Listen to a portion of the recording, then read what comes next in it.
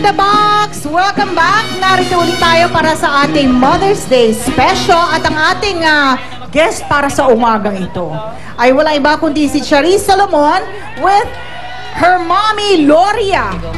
Yan!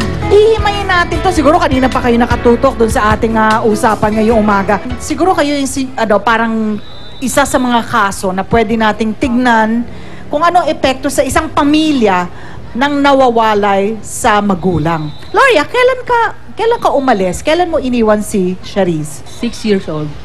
Bakit mo sila iniwan? Bakit mo iniwan si Charisse at saka yung mga anak mo? Ilan sila? 6. Okay. Bali, noon, 4 lang sila. 4 pa lang sila noon. 4 pa lang sila noon.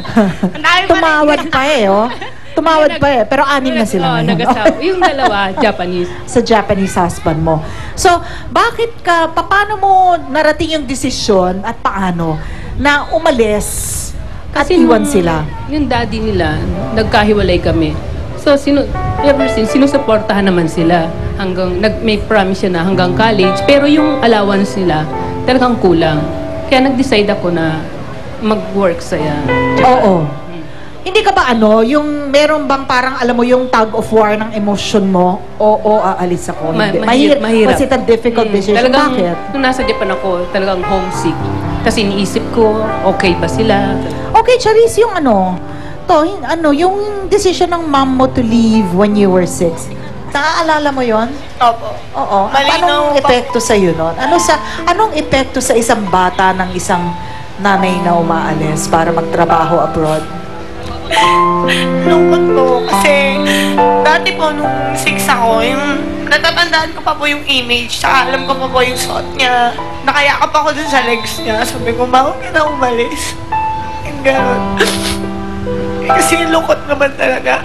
Wala naman gusto siguro na bata na wala silang kasamang magulang, di ba? So, lungkot. Pero nung eventually, nung lumaki na ako, maaga ko rin naman natanggap na okay naman tayong gano'n. Na-realize ko na hindi totoo na kapag wala kang magulang, hindi mo na kaya. Ang dami kong natutunan and whether good or bad, nagpapasalamat ako kasi lahat sila mga learning experiences. It made you a stronger person. Yes. Pero back then, may nakaramdam ka ba ng galit ever sa nanay Hindi mo? po. Dati po, kasi wala pa yung email, di ba? Mga cellphone pa lang. And lagi kami nagsusulatan ni mama. Tsaka, ngayon ko mas nabigyan ng importance. Actually, kung kaya ko lang talaga lahat, dito na lang sana siya. Kasi iba yung pag nanay mo yung naglinis ng bahay. Iba yung nanay mo, pag yung nanay mo yung nag-init ng pagkain mo. Kahit yung niluluto niya, hindi sobrang bongga. Mga hamburger, masayang-masaya ako. Iba pa rin, mas ngayon ko na-appreciate. So ngayon nararamdaman ko lang na kung kaya ko lang lahat, hindi ko na siya paalisin. Kaso, kailangan din eh. Yun nga, naiintindihan mo naman ngayon. Oo. Kung bakit siya umalis para sa edukasyon ninyo, para dun sa ikabubuti ng Tsaka, hindi lang naman kami yung tinulungan niya. Actually, pati yung lahat ng kapatid niya, tsaka yung mga tinulungan niya. Hindi lang for the anak, Loria, pati kapatid mo. So, Loria, yung decision mo na umalis noon, hindi naman para sa mga anak ko, pero actually for your entire family pala, yung mga magulang mo, yung mga kapatid mo. Lumaki kami sa hirap. Parang ayoko na makitang yung mga kapatid ko, tatay ko, nanay ko, walang nakapos. So yun na rin kasi yung sinasabi natin kanina na yung mga tulad mo, ito yung sakripisyo na ginagawa mo on your part, di ba? Ano ang maipapayo mo, Loria, doon sa mga OFW moms? Yung communication sa mga anak. Kasi yun ang hindi nawawala. Kahit tawag talaga, tumatawag ako sa lalo pa sa panahon ngayon, Naturuan ko nga siya yung mag-Skype. So ikaw pala, Charisse, nung eventually, nung nag-mature kayo, nakuha mo na nasama-sama kayo magkakapatid. Opo, kahit sobrang hirap pala. Nung first year ko sa showbiz, nag-ipon talaga muna ako. Tapos yung nakaipon na ako, kasi hindi ko naman sila pwede kunin kasi hindi ko pala kayang mag-take responsibility, di ba?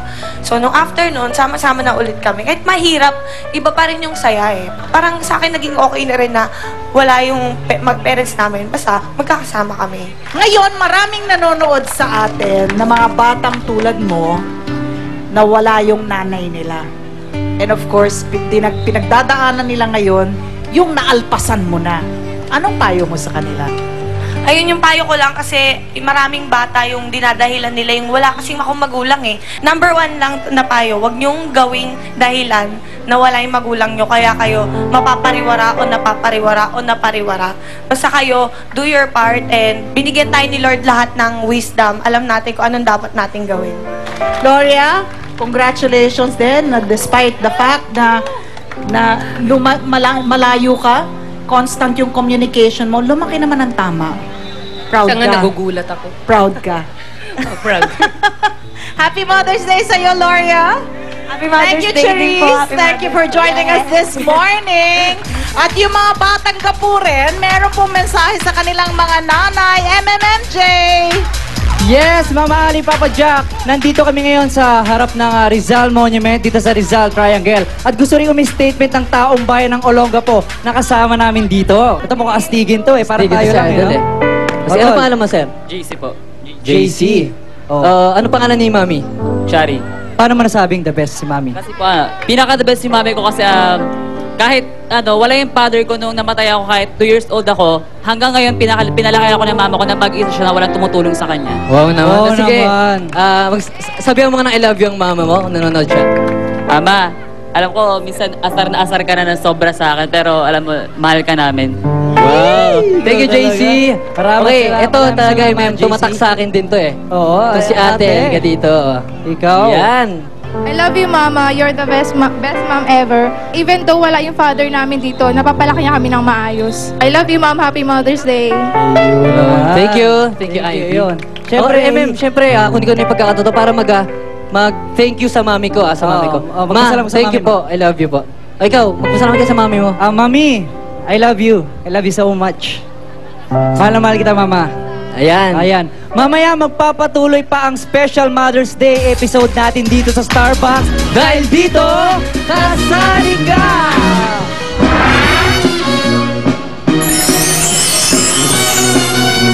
Ang